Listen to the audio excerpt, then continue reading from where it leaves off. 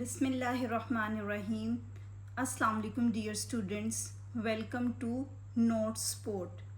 Students आज की इस वीडियो में हमने chemistry class 10th chapter number 2 के एक्सरसाइज के शॉर्ट क्वेश्चंस और कंस्ट्रक्टेड रिस्पांस क्वेश्चंस करने हैं. चैप्टर नंबर 1 के शॉर्ट क्वेश्चंस और constructed response questions already channel पे अपलोडेड हैं. Now we have to do chapter number 2. Short questions. Question number 1. What is the molar volume of a gas at RTP? RTP stands for room temperature and pressure. Answer. The molar volume of a gas at RTP, room temperature and pressure, is 24 decimeter cube, 24 liter. आप 24 decimetre cube भी कह सकते हैं, 24 litres भी. This means 1 mole of any gas occupies 24 decimeter cube of volume at room temperature and pressure. Short question number 2. How is the concept of molar volume useful for us? Answer. The concept of molar volume helps us calculate the volume of gases in chemical reaction. It also makes it easy to convert moles of a gas into volume and vice versa. Now, question number 3. How does the molar volume relate to Avogadro's law? Answer. According to Avogadro's law, equal volumes of all gases at the same temperature and pressure contain an equal number of molecules. Therefore, 1 mole of any gas occupies the same volume, 24 decimeter cube, at room temperature and pressure. Question number 4. Why can two different compounds have the same empirical formula? Answer. Two different compounds can have the same empirical formula because the empirical formula shows only the simplest whole number ratio of atoms, not the actual number of atoms. Their molecular formulas may be different. Question number 5. Why is percentage yield important? Answer. Percentage yield shows the efficiency of a chemical reaction by comparing the actual yield with the theoretical yield. It helps to identify the loss of product and improve industrial processes. Question number 6. What is the concentration of a solution in mole per decimeter cube if it contains 49 gram of sulfuric acid in 1 decimeter cube of solution? Answer of question number 6.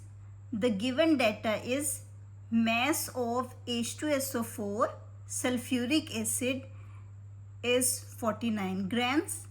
Volume of solution is 1 decimeter cube. Molar mass of sulfuric acid is 98 grams per mole.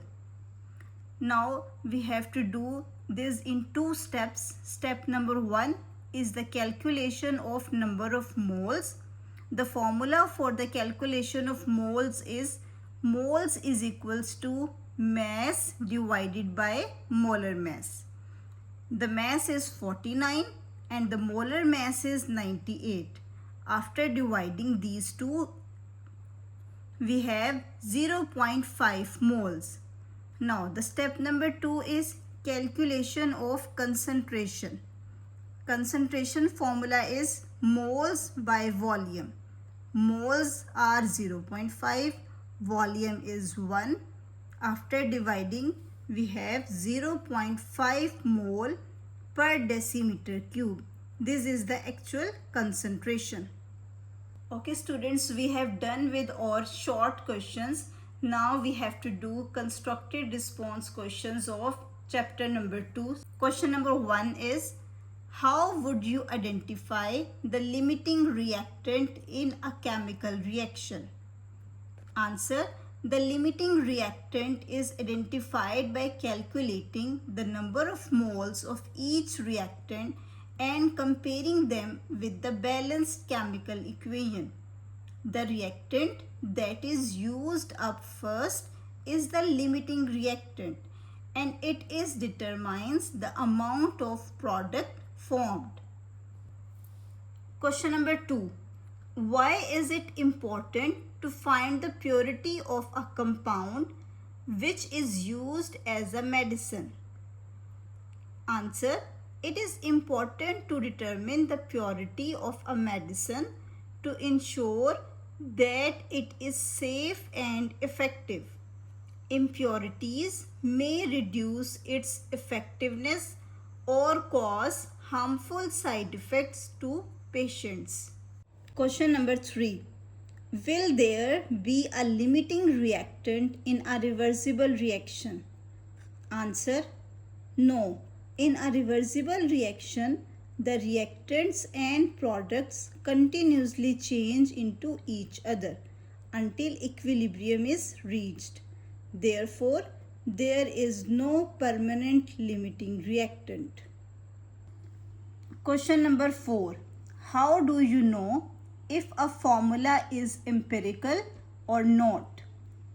Answer: a formula is empirical if it shows the simplest whole number ratio of the atoms of each element present in a compound. If the subscripts can be divided by a common number, then it is not an empirical formula. Question number 5. Write down one method to find out the molecular mass of a compound without knowing its molecular formula. Answer: one method to find out the molecular mass of a compound is mass spectrometry. A mass spectrometer measures the molecular mass of a compound accurately, even if its molecular formula is not known. Students, ये आज हमने chapter number 2 किया है chemistry का, जिसमें हमने इसके short questions भी कवर कर लिए हैं और कंस्ट्रक्टेड रिस्पॉन्स क्वेश्चंस भी कवर कर लिए हैं. इसी तरह से आपको क्लास 10th केमिस्ट्री के चैप्टर नंबर 3 एंड ऑनवर्ड तमाम चैप्टर्स के शॉर्ट क्वेश्चंस और कंस्ट्रक्टेड रिस्पॉन्स क्वेश्चंस की वीडियो इस चैनल पे मिल जाएगी. So please subscribe the channel and like the video. Thank you.